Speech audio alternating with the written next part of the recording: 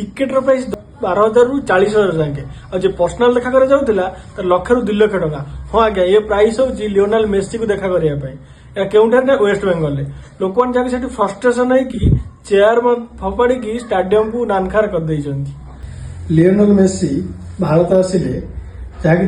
50 कोटी टकार खर्च कर भारत स्टाच्यू बनाला किंतु भारत फुटबॉल लेजेंड जहाँकि फुटबॉल हीरो आम कहूँ सुनील छेत्री को टिके भी हेले एप्रिशिएट मिलला नहीं से बुली बुली वीडियो करी कहले कि आम मैच भी टिके देख कि भारतीय लोक मैंने केवे भी सुनील छेत्री थिबा बेले मैच देखिले किंतु आज जिते लियोनेल मेसी भारत को आते संख्यक टिकेट प्राइस करा बिक्री करागला स्टाडियम गंडगोल करागला 150 कोटी टंकार स्टाच्यू बनागला कौन जहाँकि आर्जेंटीना देश में 150 कोटी टंकार स्टाच्यू ना कि एत बड़ स्टाच्यू ना अन्य कौन देश में भारत जिनस हो पारा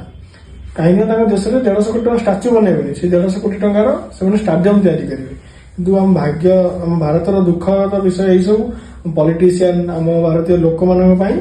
जहाँकि दिनकू दिन आम भारतर परिचय भी खराब हो चलती।